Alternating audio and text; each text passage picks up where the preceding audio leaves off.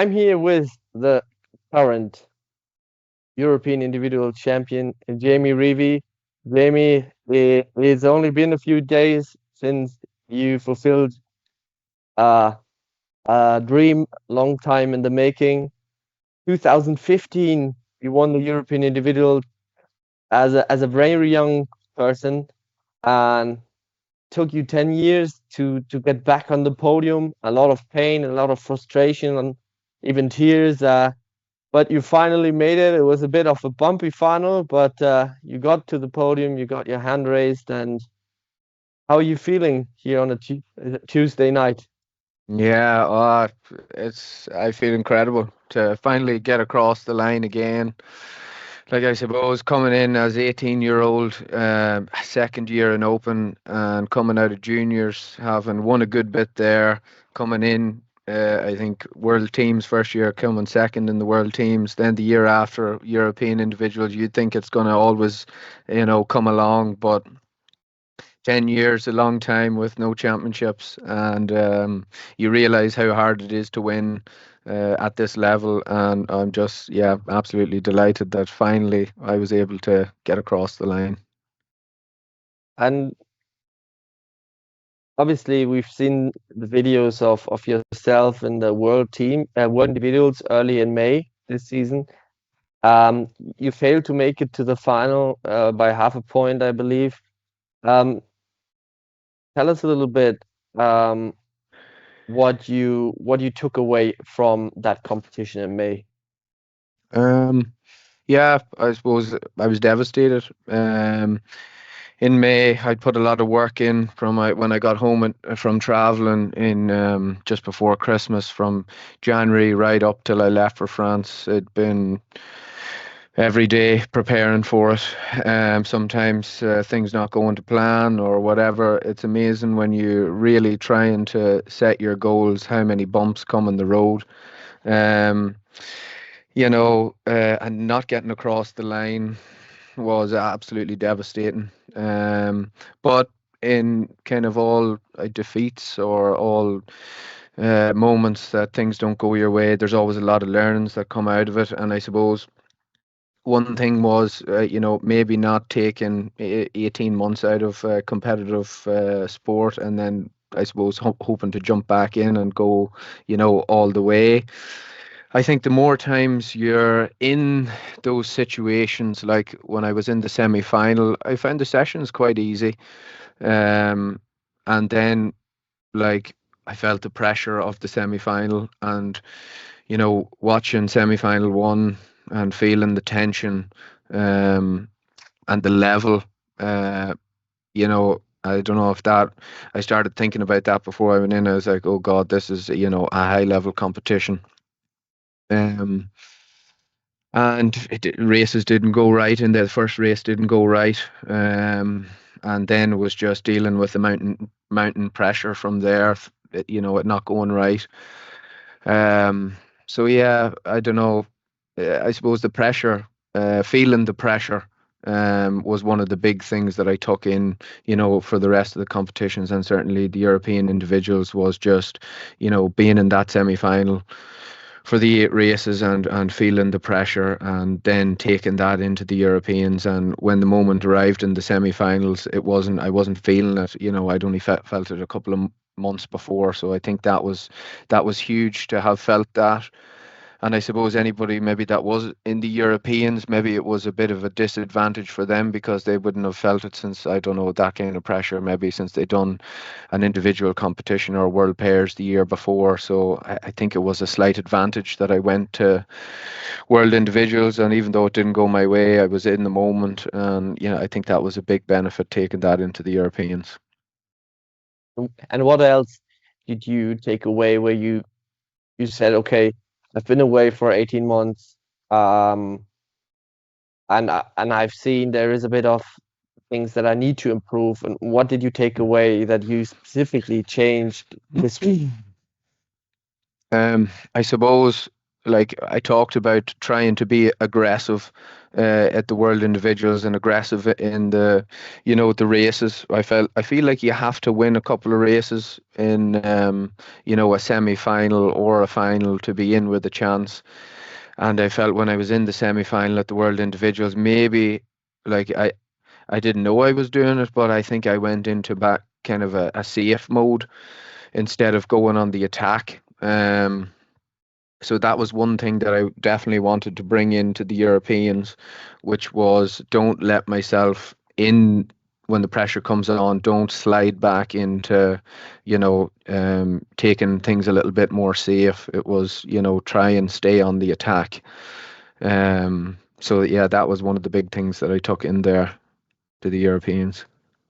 And at times in the semi-final in La Bande, it seemed like you were a little bit flat when it came to the Yeah. vaulting, where your pony would push you over. You fell on your knees, even though you were physically fit. Yeah. What was your analysis of that?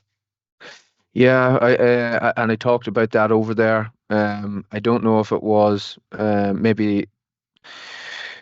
I think after reflecting, I think like I lost a lot of weight during those 2 weeks when I was over there. I'd put so much work in on everything, that I thought like going to the gym and getting my fitness up, getting the horse's fitness up, and then when I got over there. I don't think I was like looking after myself very well. I wasn't eating right. Um, I probably wasn't drinking enough fluids, and I think I was so psyched up in the sessions that the time the semi-final came around, like I was out warming up, and I felt the wave of hunger come on. The stomach was rumbling. My legs just felt like jelly. I don't know if that was nerves or weakness, and I get myself, psyched up for the moment. So, and then I think that led to jumping off in sock and bucket, and my legs just weren't there. So, um, this week I suppose I had my family there. Mother and father was there to take care of things like food and always have it there. Maybe feed ponies in the morning, take them for walks and stuff like that. So there was a lot of stuff maybe that I had to do on my own over in France that I had help here this week, at the Europeans. And it's when you're looking back at the semi-final in La Bande at the World Individuals, you were just missing a point, and if you just miss a small detail, like you're taking care of everything, but the eating maybe not. And if that is the Yeah, root cause of you making a mistake in the sock, that is the reason why you're not able to fulfill your dream. And it just shows, how you really have to be professional about every aspect of the game yeah, in order to perform on your highest level. yeah. And like, it's like, I don't know, I tried to think of everything possible in the preparation and the build up to the World Individuals, and to come away like I was just like to put it down to something so simple of just like not eating right after putting in all that hard work. I was really, really kind of frustrated with myself, after that of something, just so silly and simple, you know. And what I sometimes find interesting is when you're a champion, you have a champion mentality. Um, you will hear those champions speak about something, and they say, if I had have done that right, I would have won. And then Yeah, somebody from the outside is looking at it and saying, yeah, well, that's what everybody says. If this, if that. But that's how close the competition is. If you're missing out on one small detail, it might not be good enough. You just need to make sure of everything. And yeah, but on the other hand, obviously you need the skills, but you also need your brain to work the right way. And um, obviously, I have seen it. I have seen your champion mentality. Uh, but like the skills were there and the will was there, but somehow the brain wasn't getting the confidence and everything out. And how much doubts were coming in during the last 2 or 3 years? Would you still have it? Should you progress, or should you maybe let it go and say, okay, maybe I'm going back to just training ponies because I enjoy that the most?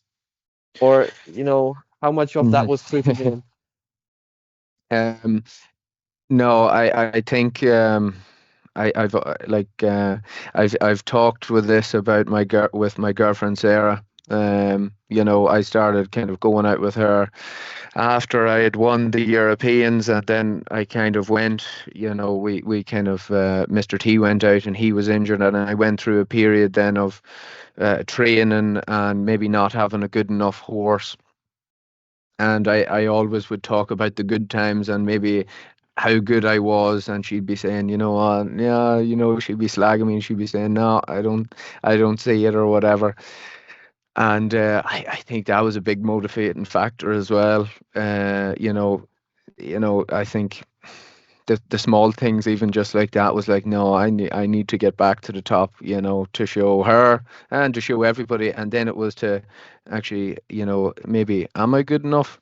You know, that was another thing, and that's what led to the whole build up of I suppose the last 8 or 9 months was just trying to, I knew it was only going to be. We're nearly at the end of the season now, although we have a couple of big shows left. I knew it's only going to be 8 months, a year out of my life to put in everything that I could, and I was willing to do it and willing to go the extra mile that maybe I hadn't been in the past. We wouldn't do an overly amount of training here at actual games. We would maybe go through the poles or stop at bins, but actually sitting down and looking at the races in detail when they come out at the start of the year, and okay, what's my strong points, what's my weak points, and then dissecting the races like that and kind of just practicing races over and over again. I hadn't done that, in a long time. So yeah, there was a lot of little small motivating factors along the way that I suppose geared me up to kind of put in, a big shift this year and try and get back to the top. Obviously the downside of a championship is that there is only one champion in the end. So there's a lot of people driving home that might not take the same joy away as the champion. Um, but just to explain, what did it actually take out of your life?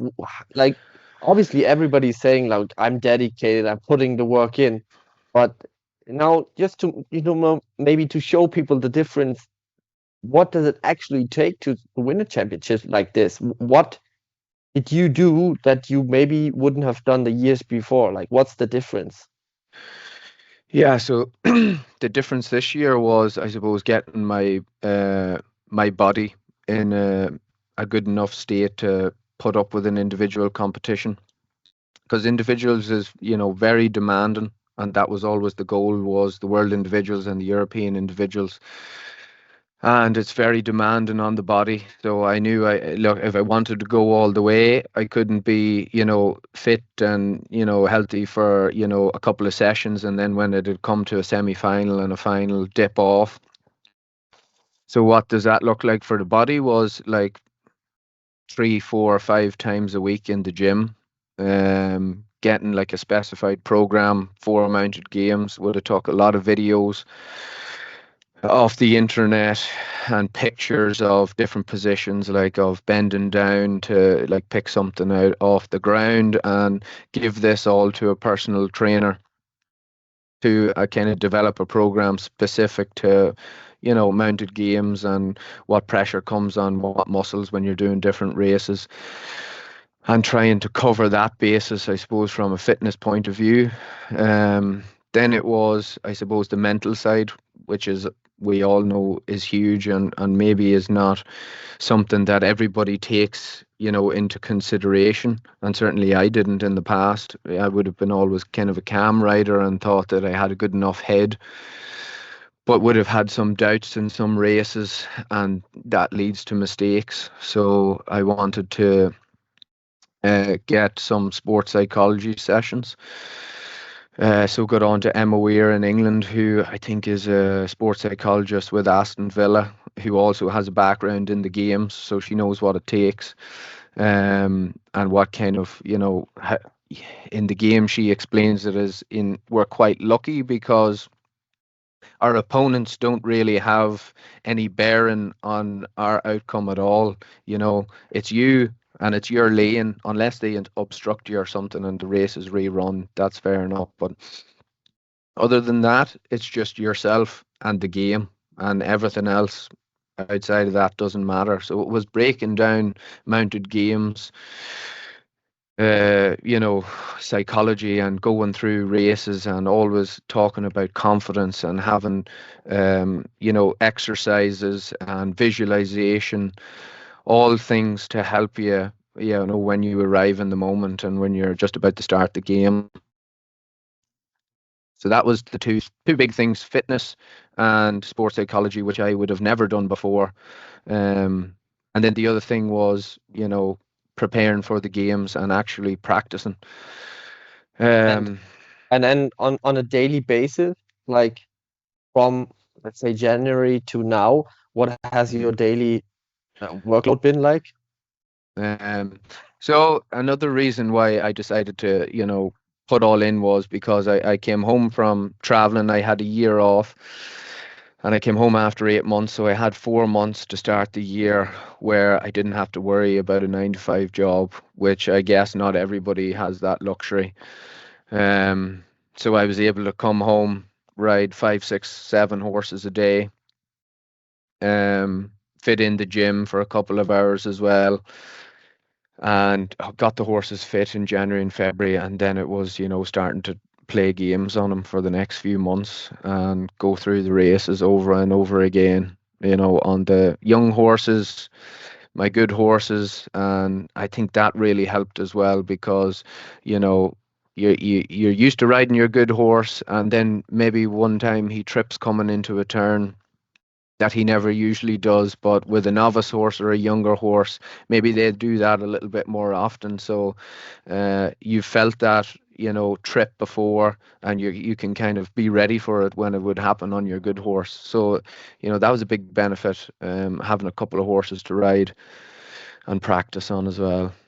So that would have been basically 4 or 5 months of just 5 months, preparing, yeah, and like five, that's six, seven that's just horses a day. something I think is very important to people to understand that, although this is not a professional sport, we don't really make our living from this. Hmm. Uh, you kind of have to dedicate yourself all in when it comes to winning, and this is different in the juniors. Uh, in the juniors, obviously everybody's going to school, and then after school they have a different level of dedication towards the games. But when you hit the opens and you meet the best riders of many generations, uh, the level changes so much that in the past few years we haven't seen an under like a very young person win world individuals. Like Yeah. we've had Colin was I think 18 when he won the first time. Then it was just Colin, myself, Lucas for 10 years almost, and nobody in between. And now Eleanor, but Eleanor, she has been in the opens for 4 or 5 years now, um, slowly building up to the level that she is now. And she's a professional horse rider doing her job. And that's just the level it has come to. And Yeah. I think this is important for people to know is that, and unless you're putting the work in wherever you are in life, you don't really have a chance. So and don't be surprised if it doesn't go your way. Uh, but this level of dedication is needed when you want to keep Yeah. up with the best. I think so, and I think the opens has changed a lot. I think in the underage groups, I think maybe your horse can play a bigger, part. If you have a brilliant horse, they Yes. can really get you across the line. Where in opens, everybody has a good horse, so you need something a little bit extra, and I think that's where taking a professional approach really makes a big difference. And Jamie, now obviously, like your kryptonite has been the semi-final now. At least Hmm. it looked like a little bit to the outside. Now you've overcome not only the semis, but you went straight to the win, which is obviously great. For me, looking from the outside, it does look like this has hold you back a little bit. And I think this win could actually set you free on a run of actually going for world individuals. Because I think it is like whatever has been for the last 10 years, it has built up a little bit of um, something keeping you back a little I bit, think so. Yeah. But I think now not only making it to the final, but also winning will get yourself confident in a way that you can really go for a run. Yeah. Yeah, I certainly hope so. And looking back, I suppose in the early days of Opens as well, when I would have tried out at World Individuals or Europeans, in those early days, I would have found the sessions really difficult, how to, like to navigate the way through the sessions, and I'd always have been down around the bottom, fighting for a place in the semi-final. And then I think in the last couple of years, I found that easier, and then the semi-final became the problem, and now the sessions have become easy. So I'm hoping now that the sessions I'm going to find them easy. I've been through a semi-final and a final now and got out the other end. So I'm hoping now that I can be, more complete. Um, and I always had the belief, even though I had the thing in the semi-final, was, if I can make the final, I've always had the confidence that, I could win it. So hopefully now going forward, I can, put the semi-final thing in the past and really now have a crack at, world individuals and Europeans coming up for the next few years. And now obviously this is about you, but I have experienced something similar in the 2023 World Individuals. I arrived to win. I missed the final in a runoff, and I didn't feel like I had done so much wrong, but yes, I was missing a little bit of efficiency. I was missing a little bit of risk management. I was just a little bit too cautious. Obviously, I did have the way more difficult semi-final, I felt. And then it was a bit of bad luck too, a few bad starts, being sent back where, the other people that I needed to beat were not sent back and stuff like that. Uh, and I was so like, even I was out, I was like, oh man, I could win the final. I was watching the final. I knew I could win the final, would have been in there. And then it was just 1 year of every day having it in your mind.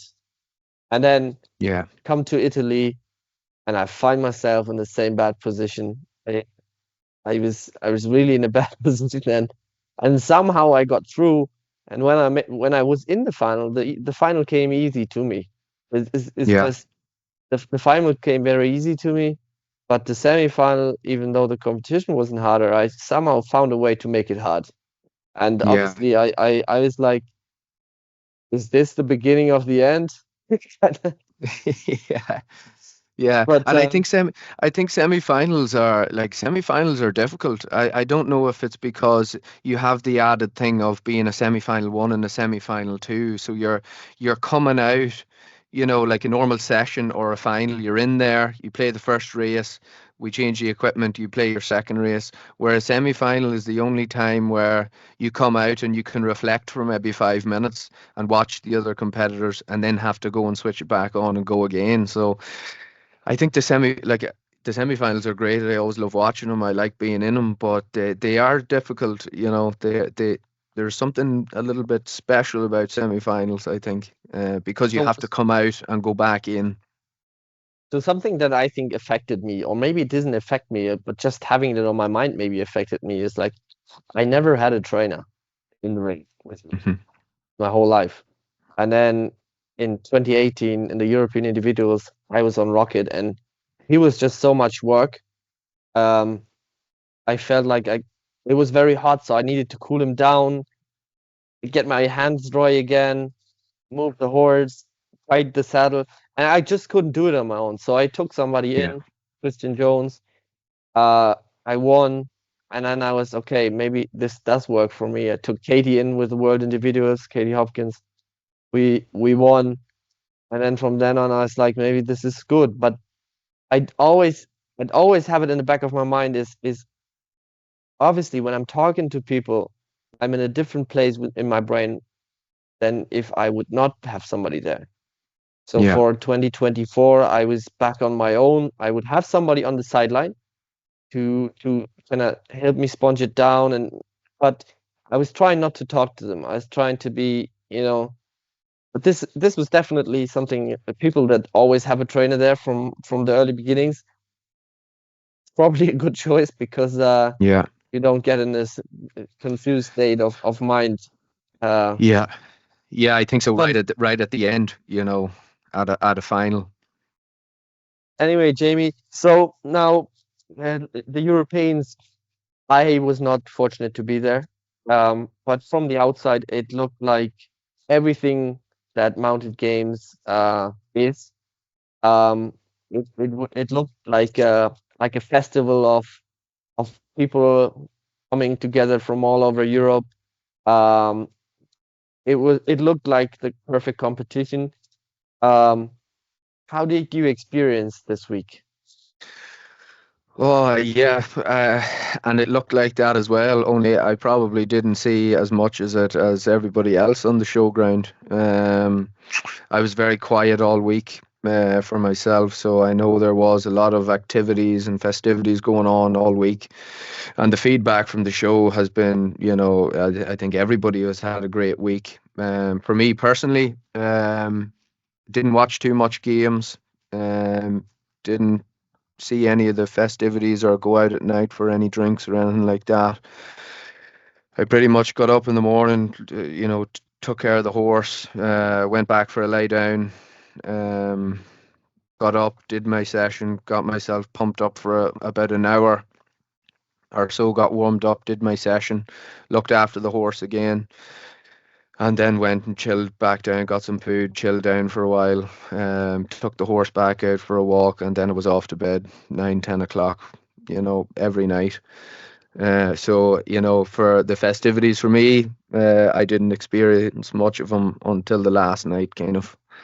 Um, and that was something Yeah. that I suppose I learned as well from World Individuals. Not that I was out every night there, but I knew how much rest I needed and how much I didn't want to feel, lethargic or flat come the semi-final. So I was very cautious of my, uh, sitting out in the sun or just, talking to too many people or just draining energy throughout the week. I was very cautious on that. So I pretty much tried to just stay to myself and look after my body, look after my energy. And so what I found interesting in this competition, or well, not interesting, but you were kind of the last chance to have an Irish winner in the Europeans. So you were the only Irish winner, and how did this feel like winning in your home country? Oh, it's very special. I think any rider would like to have a home win. Um, for me, very special with the crowd there, family there, even some extended family was there. So it was very special to share those moments with, close people around you. And I suppose maybe and hopefully, give some inspiration to a lot of young riders in Ireland who maybe don't normally get to international shows. Maybe they're just coming to MGA for the first time because it's maybe a home show, maybe to see one of their own go all the way. So hopefully I've provided some inspiration for the younger generation. We do have a really good group of young under 18 and under 15 riders, some very talented riders there.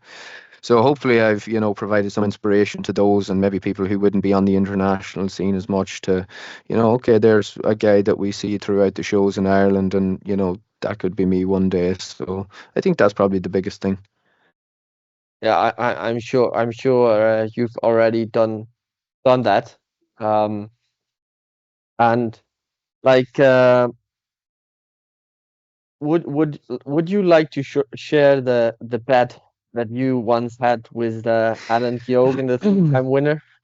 Yes. So, yeah, myself and Alan were obviously very close through the years, and this goes back maybe, yeah, 10 years ago, when I won in the Europeans, and I was talking to Alan, and I says, Alan, I made a bet with Alan and said, okay, Alan, you've won it three times on the same horse, and now maybe I can win it three times on three different horses. So that was also another motivating factor this year. And when I knew I had the horse, can I win three titles on three different horses? And I think that would be very special, to win on three different horses. So now I've got two, and the race is on for the third one. Race is on for the third one. Yeah, I like that. And Alan was there to watch it as well. I did see. Yeah, yeah. So Alan it came all down. came Yeah. together. It did, yeah. It was great to see Alan there. He just came down. We were talking about the final later on, and he just said, "Yeah, what time is it at? I'm going to come down." So, it would have been a very long trip, very spontaneous, I think, to come down. So, really appreciate Alan, coming down, giving his support. And so the third one, that's the big goal. Obviously, we were lucky uh, to have had you on Mounted Game Studio um, along the way this year, because you basically we cover everybody that we can cover, but obviously we can only tell the story when we have footage of people. And you went to World Individuals where we were able to follow you, and this set the Yeah. story for us. Um, and we were very lucky to be there, and we were very lucky with the shots that we got, and especially like for the final. And this is really what I want to tell everybody. That's why we're there. Like the happiness that we were able to show to the world from your final, your win, sharing that with your trainer and the people in your family. This is Hmm. just something that I think it it shows a level of happiness that is difficult to achieve, but it kind of also shows how difficult it is. But I think it's something that everybody should try and achieve. Like everybody should strive to reach that level, because the journey will teach you so many things. It will develop yourself as a person, and even though you might fail a lot of times, it will bring you forward. And I think this is the case, or your case just shows it in a perfect fashion. You went to the lowest lows this year in Labon, but you kind of had to go there in order to achieve this one. Yeah. Do you agree? Yeah, it's very interesting you say that, because I came home from Lebanon, and obviously I was very down on myself and very down on the fact that, like, I'm after putting in the last 5 months, like, having no life, you know, probably annoying people around me. I didn't move back in with my girlfriend, Sarah. Made the decision to move back home so I could be closer to the horses, close to the yard. So, not only myself, but I'd put a lot of, I'd put all that also on other people. And I came away from it and I thought, I'm after putting in all this work here, and like, I've only reached the semi-final. I didn't make the final. I could have probably made the semi-final without having put in that work and not made the final. But, I think it was very important, especially going into this week, that I had been through that, felt those emotions, and I think they were a massive help, to kind of combat this week. So, I would say to anybody, if you're not in it, you can't win it. But if it doesn't go your way, there's still an awful lot of learnings you can take out of a show. Even wee things that maybe you've made mistakes in a semi-final or in the sessions, that you think, okay, no, I need to clean that up and tidy that up and take that into the next show. And I think trying to be at the big shows, and be in the environment where you're maybe against people, big names in the sport, the more you can be around that, will definitely help you going forward when you're in the situation again. I would agree, and I think it was. I just enjoyed everything about last week. Obviously, I wasn't there, but I was watching the live stream. I was watching the interviews, and I was editing the everything. I saw every interview because I uploaded them and stuff. So it was a great week, a perfect week. Now, look into the future a little bit. Um, Obviously, the world individuals didn't go your way, and I mean, everybody wants to win the world individuals.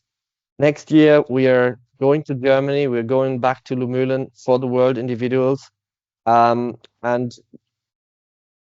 we are starting to obviously put information out on the competition. But what I realized watching your video, with all the joy that I took away, in almost every angle that we filmed you during the races, you could see a lot of empty spaces around the arena, you know. Um, Obviously on the opposite side of the scoring box, there were a lot of people watching, but all other sides there was no people watching. And this is what I always think is it shouldn't be that way for a world championship or a European Our individual sport. championship. Yeah. And this is what we really want to change next year. So we want to have a full stadium with thousands of people being there when people win, and they can experience that with as many people as possible. Um, and obviously, being able to capture your story will help us, to show your story to the world and to inspire people. If this happens in front of not many people in the crowd and Yeah. nobody is able to capture it, that it's very difficult to inspire people. But now we really have a chance to show people, what level of happiness one can reach. So now, obviously, you will be aiming to bring on another pony that can achieve another third win. Yeah, I suppose the search starts in probably 2 weeks' time when we get home from World Pairs. Yeah, the search will start. I think I have one there at the minute, Arizona, 14-2 quarter horse. She was for sale. Um, and, we've had a couple of conversations here that maybe it's worth holding on to her for next year. At least I don't have to start fully from scratch. You know, I do have my homebred foals there that they're kind of 3.5 at the minute, so there'll be 4 next year. Probably a little bit. Um, they'll be probably too inexperienced to bring on too quickly for that show. So the search will begin, yeah, in a couple of weeks' time for another one or two future champions that'll go in the program for trying to win the world championships in 2026. And I've been fortunate to ride Arizona. I think she's a great horse, and well, but we'll be looking forward to try and get the best riders really to Lumülen, and that would obviously include the current European individual champion. Uh, Yeah. so And I think Jamie, it's a great show for anybody to be, involved in, because I haven't been to Gothenburg, but I hear great things about Gothenburg, with the crowd there and the atmosphere that brings. Royal Welsh is another one. I don't know if you've rode there, but that's yep. another one that draws a big crowd and that everybody loves riding at. I was lucky enough to ride there once, and I think with a crowd, it brings a different atmosphere. And, I think we all love riding in big atmospheres and in big moments. So, I'll certainly be looking forward to heading over to Germany next year. And, I think it's a good show for anybody, in the sport to get to and witness that atmosphere, because it'll be there through the sessions as well. And what we obviously want to do is not to move Mounted Games World Individual Championship into a big show, but we want to be the big show. So we Exactly. want people to go and watch the World Individual semi-final and final and sessions, and yeah, give everybody the stage they kind of deserve.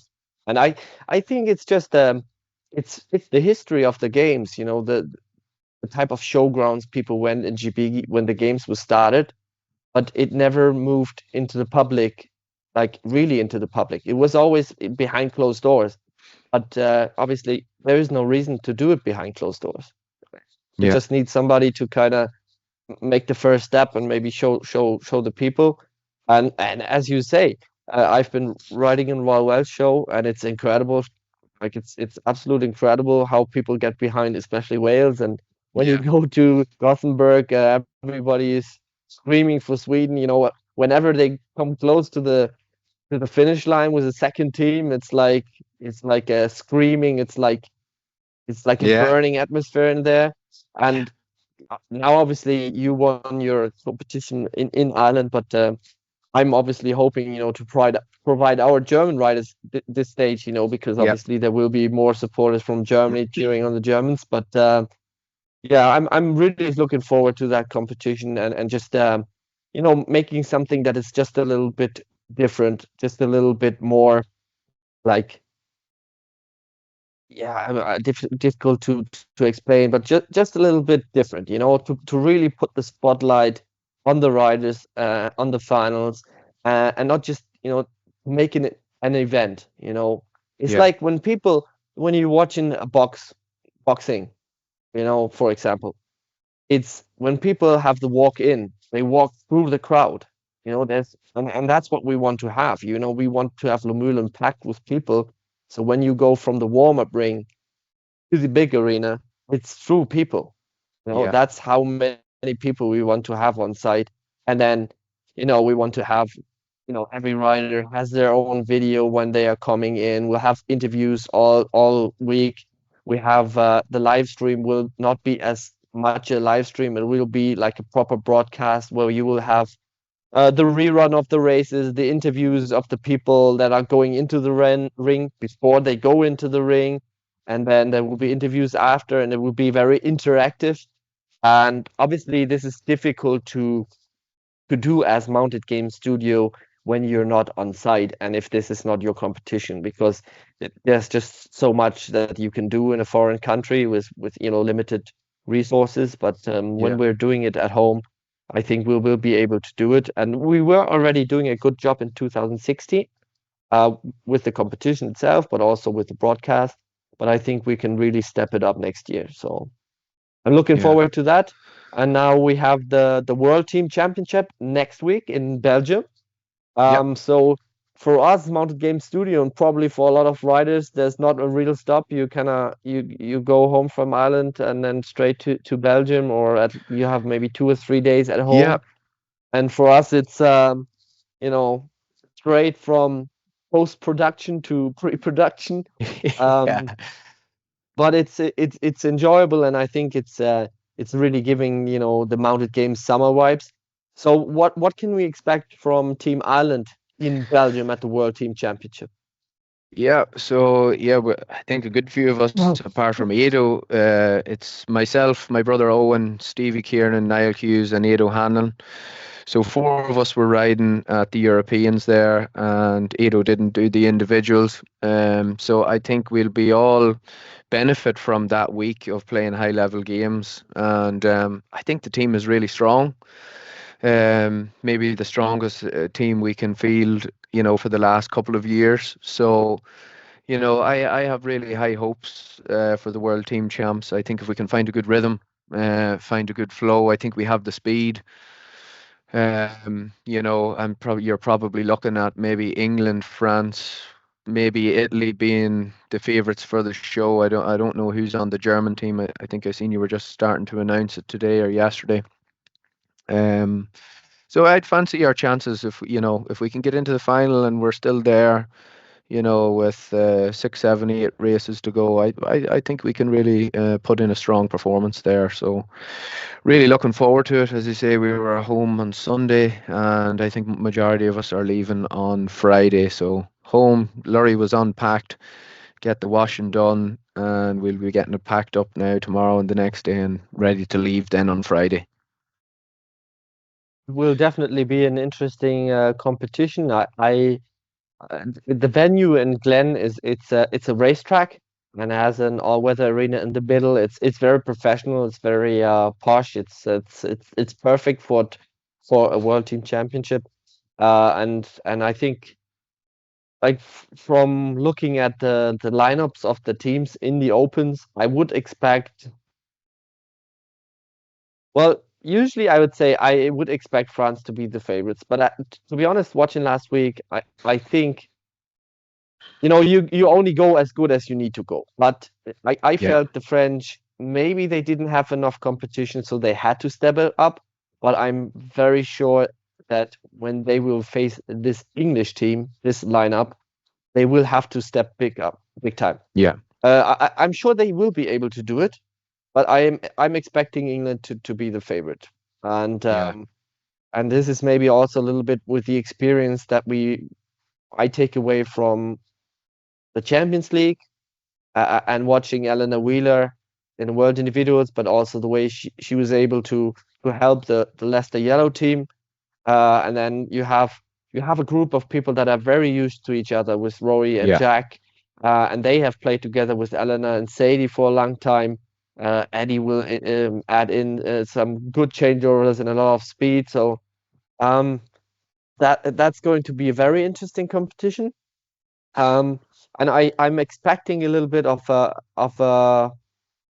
I would expect those two to be the favorites, but then for third, I think this is going to be very, very interesting. I think it's 7 lane competition, and I think the other 5 teams that will make it to the final, they all have a proper chance of being on the podium, being third. So I think this is really going to be an interesting one to follow next week. Yeah, and yeah, obviously I and would expect Ireland to be one of those 5. yeah. Yeah, Yeah, and it's nice. I think there's maybe 12 or 14 teams that have entered in the Open, yeah, so 14. it's yeah, it's nice to have a show where you're kind of fighting for the A final, so that'll add something to the sessions as well. So no, really looking forward to it. As I say, it should be a great show. I've heard great things about the showground. I've never been there myself, but apparently it's really really nice. So looking forward to getting there for the first time. Yeah, and everything is great. Like, oh, I have to think back. This rarely happens, but I can't remember my pony in my stable. You know, Usually you know 27. I remember the stable, the look of the stable, and the look of my horse in the stable from 2005 at the World Teams. But I don't find this one in the back of my head. But they are great stables. They don't get too hot during the day. They have great air coming in. They have great facilities for the gala. For the food, and then the arena is great. The only thing that you know when it's very sunny, they need to get a lot of water onto the arena, and that Okay. didn't work out perfectly in 2018. But I hope they are aware of this, so they get the water on as soon as they can. And then obviously that is one of the best arenas that we have. It's very long and 7 lanes, so it'll be Yeah. good, yeah. Yeah, should be good. And I looked up the weather. I think it's 24, 25 with a bit of cloud. So, hopefully that's not, it's okay temperatures. We'd have played in the UK and in France under that. So at least we're not going up into the 30s, mid 30s. So, Yeah. hopefully the conditions will be all right. Ponies should be fine. So, yeah, I'm hoping for, yeah, a successful week with Team Ireland. And I think after the Brexit and obviously the Ukraine war and the world being a little bit unstable, but I feel like games is a little bit more interactive. People have found a way to travel a little bit, Yeah. maybe cheaper and easier. So it is slowly coming back a little bit to what it was, which is great because the years prior to COVID, games was just amazing. There was Yeah. 20 countries coming to the Worlds and people traveling to GB back and forth, either from Ireland or from France and Germany, and uh, we really need that because that's what IMGA and International Moment Games is built on. So Yeah. I really And I hope for think great times ahead.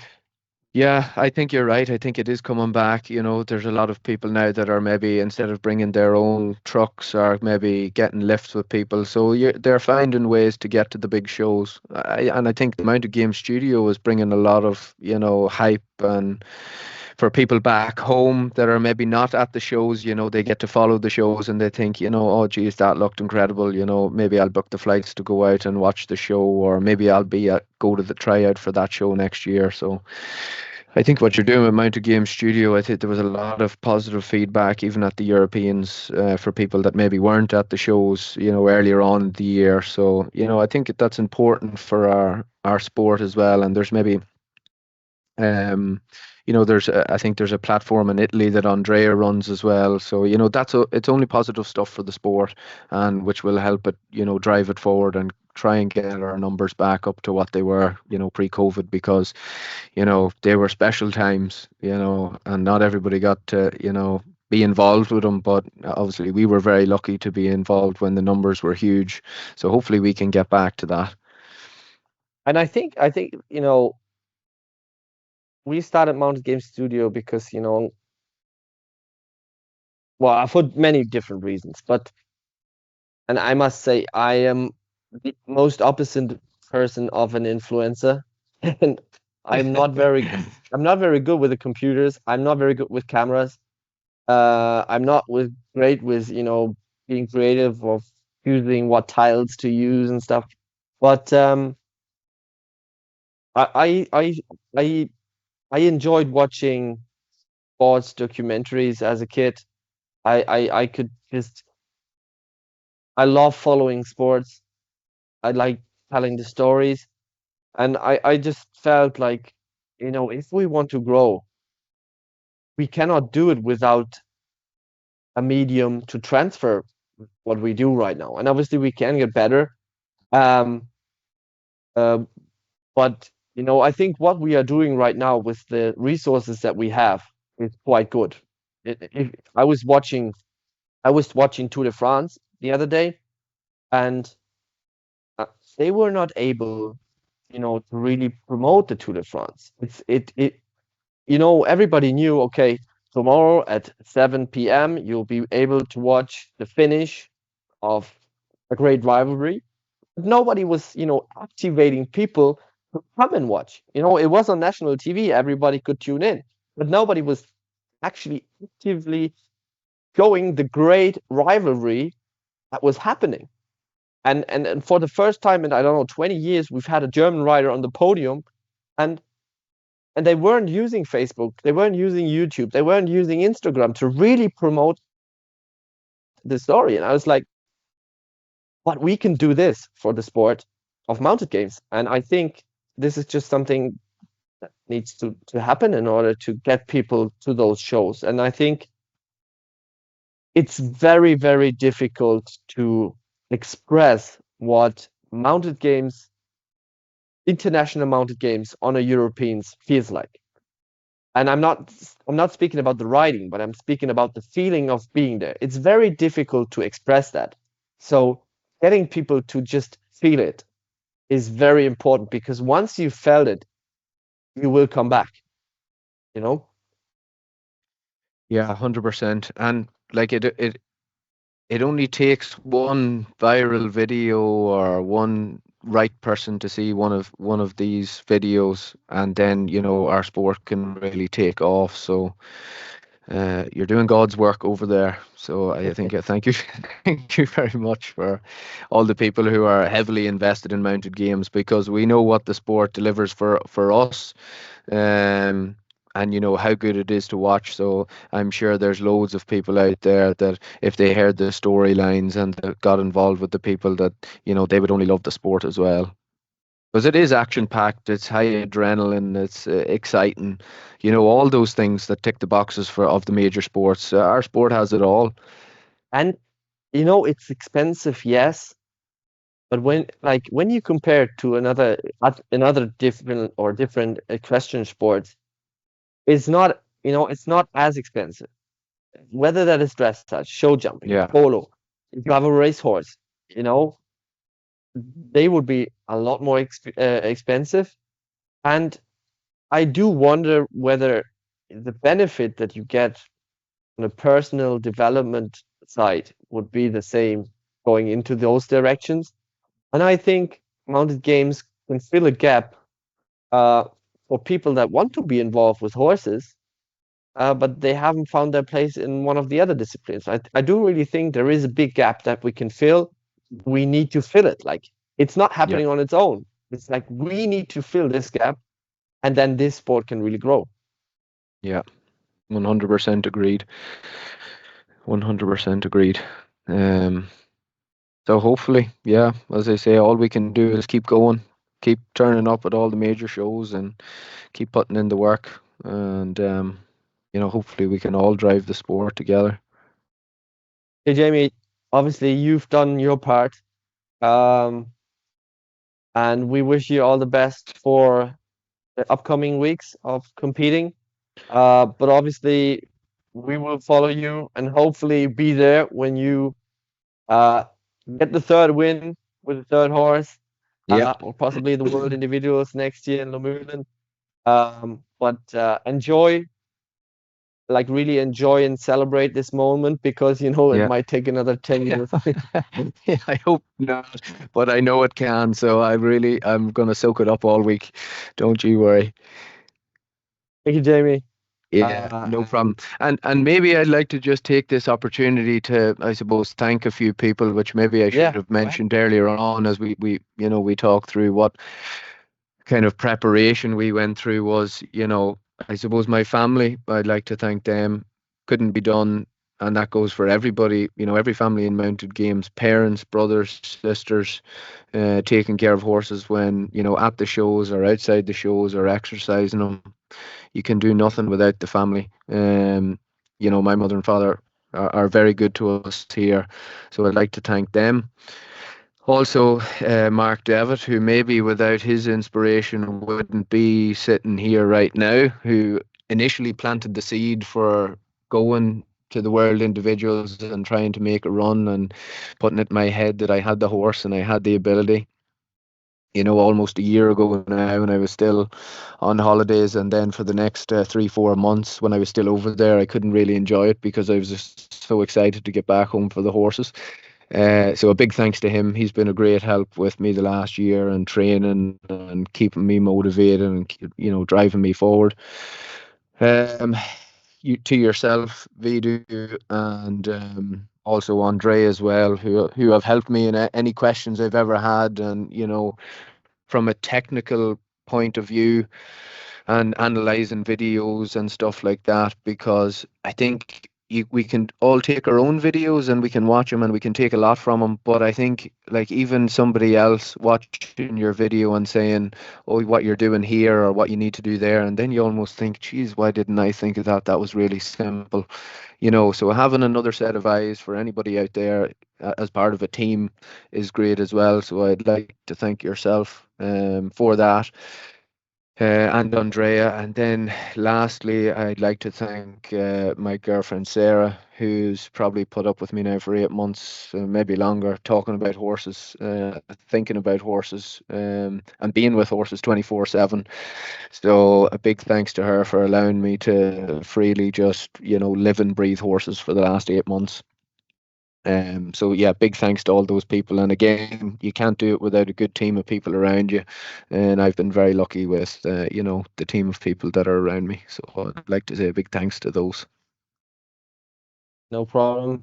Um, Without a team, it's not possible, and the bigger the stakes become, the bigger the team needs to be. Exactly. Yeah.